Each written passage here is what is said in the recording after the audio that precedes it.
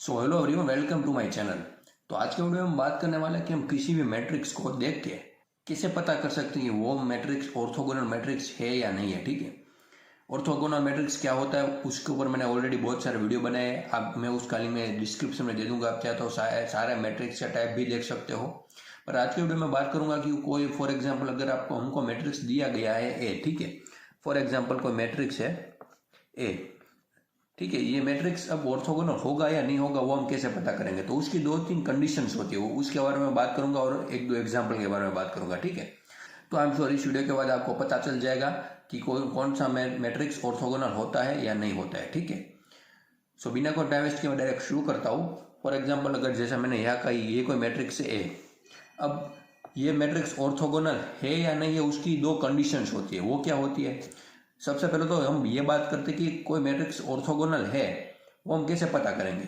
तो उसकी कंडीशन एक है कि A transpose equal to A inverse होना चाहिए, मतलब इस मैट्रिक्स का ट्रांसपोज और इसका इनवर्स सेम तो होना चाहिए। ठीक है, ये दो कंडीशन में से एक है। ठीक है, सिर्फ यही कंडीशन नहीं है, दो में से ये एक कंडीशन है, ये सेटिस्फाई होनी चाहिए। और इसके साथ एक दूसरी कंडीशन भी है, वो क्या है कि मैट्रिक्स की इसकी जो मैट्रिक्स है ना ये, इसका डिटरमिनेंट की वैल्यू प्लस और माइनस वन होनी चाहिए, मतलब या तो प्लस वन होनी चाहिए या फिर माइनस वन होनी चाहिए। ठीक है, प्लस वन या माइनस वन होनी चाहिए तो वो मैट्रिक्स ऑर्थोगोनल कहलाएगा। ठीक है, इसको मैं अगर और सिंप्लीफाई करूँ, ये जो पहली कंडीशन है ना, ये इस तरह से फाइंड आउट करने थोड़ा टफ पड़ेगा आपको, इसलिए मैं इसे थोड़ा और सिंप्लीफाई करूँ तो यहाँ पर देखिए ए ट्रांसपोज है, अब दोनों तरफ हम ए मल्टीप्लाई करेंगे। ठीक है, A into A transpose equal to A into A inverse हो जाएगा यहाँ पर।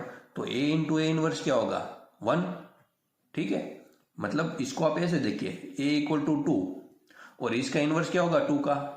ठीक है, वन बाई टू, तो टू इंटू ये क्या आया? वन आया।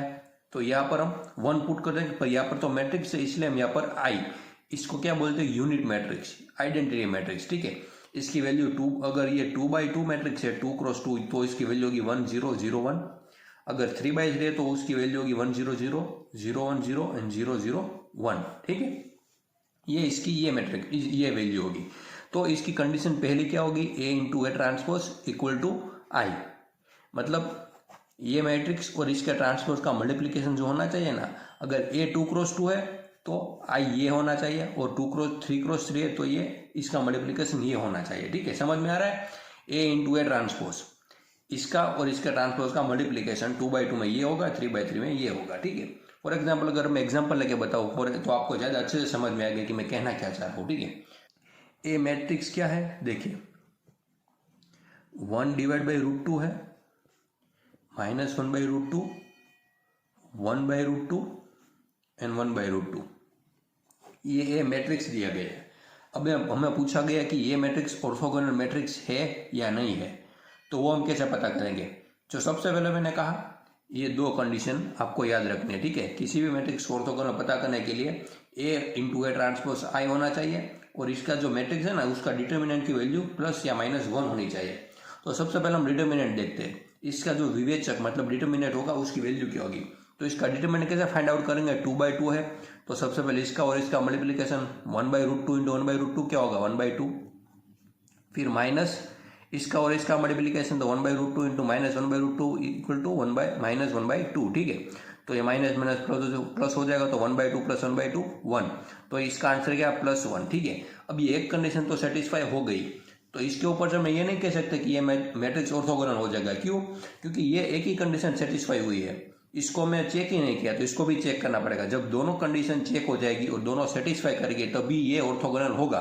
फॉर एग्जाम्पल अगर ये एक ही कंडीशन सेटिस्फाई करेगी और ये नहीं कर रही है तो ये मैट्रिक्स ऑर्थोगोनल नहीं हो सकता। ठीक है, ये बात आपको याद रखनी है। तो एक कंडीशन सेटिस्फाई हो गई ये वाली, अब ये देखते हैं। ए तो पता चल गया, आई एम श्योर आपको ए ट्रांसपोज पता होगा, अगर नहीं पता है तो अभी देख लो। तो ए इंटू ए ट्रांसपोज हमें करना है। ठीक है, तो सबसे पहले हम ए लिख लेंगे। ए क्या है? One by root two minus one by root two, one by root two and one by root two. अब देखिए ए ट्रांसपोज हम कैसे लिखेंगे? ए मैट्रिक्स में जो रो है ना उसको हम कॉलम बना देंगे, मतलब पहली रो को हम पहले कॉलम बना देंगे और दूसरी रो को दूसरी कॉलम बना लेंगे। ये रो होगी, ये जो हॉरिजॉन्टल मतलब यहाँ पर है वो रो होगी और ये इसे हम कॉलम बोलेंगे, ठीक है। तो ये पहली रो पहली कॉलम बन जाएगी 1/√2, ये दूसरा -1/√2।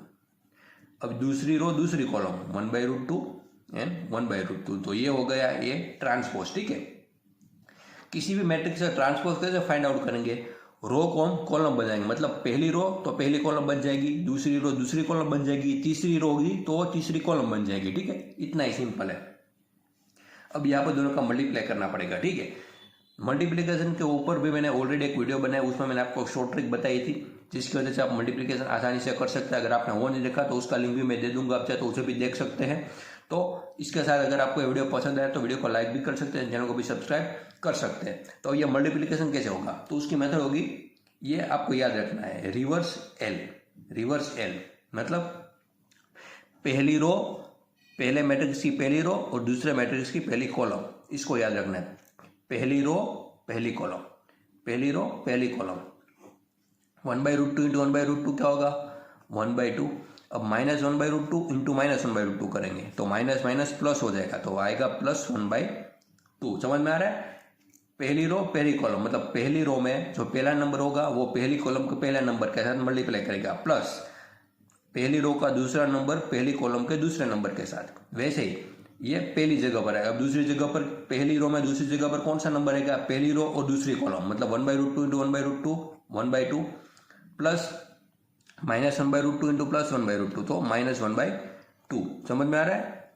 पहली रो दूसरी कॉलम दूसरी जगह पर। अब दूसरी रो में पहला नंबर लिखना है, तो दूसरी रो पहली कॉलम, दूसरी रो पहली कॉलम 1/√2 इंटू 1/√2 1/2 1/√2 इंटू -1/√2 क्या होगा -1/2। अब ये दूसरी जगह दूसरी रो दूसरी कॉलम, दूसरी रो दूसरी कॉलम 1/√2 इंटू 1/√2 1/2 1/√2 इंटू 1/√2 1/2। तब इसका आंसर देखो क्या आएगा, 1/2 प्लस 1/2 1, 1/2 माइनस 1/2 0, ये भी 0, ये 1। तो इसको हम क्या बोलेंगे आई। जो मैंने यहाँ पर कहा 2 क्रॉस 2, ये 2 क्रॉस 2 है तो उसका आई क्या होगा 1 0 0 1। ये देखिए आ गया। तो मतलब ये मैट्रिक्स ऑर्थोगोनल मैट्रिक्स होगा, ठीक है। इसको हम ऑर्थोगोनल मैट्रिक्स बोलेंगे। फॉर एग्जाम्पल अगर यहाँ पर तो +1 आता, अब a इंटू ए ट्रांसपोज करेंगे तो फॉर एग्जाम्पल यहाँ पर अगर 2 आ जाता 0 की जगह, तो ये मैट्रिक्स ऑर्थोगोनल मैट्रिक्स नहीं कहलाता। क्यों, क्योंकि ये इक्वल टू आई नहीं होगा, ठीक है। पर यहाँ पर तो 0 है, इसलिए ये ऑर्थोगोनल मैट्रिक्स कहलाएगा। मैं उम्मीद करता हूँ कि आपको ये पूरा वीडियो समझ में आया। अगर मैं आपको 2 चीज़ बोलूँ जो ऑर्थोगोनल मैट्रिक्स के लिए आपको याद रखनी है, वो उसका डिटर्मिनेंट और ये condition a into A transpose equal to I होना चाहिए। 2/2 मैट्रिक्स है ए तो आई ये होना चाहिए। अगर ए 3/3 मैट्रिक्स है ये तो आई क्या होना चाहिए ये। और किसी भी मैट्रिक्स का ट्रांसपोज कैसे फाइंड आउट करेंगे, जैसे मैंने बताया, रो को हम कॉलम में कन्वर्ट कर देंगे, सिंपल। पहली रो पहली कॉलम बन जाएगी, ठीक है। दूसरी रो दूसरी कॉलम, तीसरी रो तीसरी कॉलम, इस तरीके से। और यहाँ पर मैंने ये बात की मल्टीप्लिकेशन के ऊपर। अगर आपको अभी भी ये समझ में नहीं आया मल्टीप्लाई मैंने कैसे किया, तो मैंने ऑलरेडी लिंक दे दी है, उसमें मैंने बहुत ईजी तरीके से बताया है, आप उसे भी देख सकते हैं, ठीक है। आपको समझ में आ जाएगा। सो उम्मीद करता हूँ कि आपको ये पूरा सब कुछ समझ में आया। एंड अगर आपको ये अभी भी समझ में नहीं आया तो आप कमेंट बॉक्स में पूछ सकते हैं, मैं आपको आंसर दूंगा।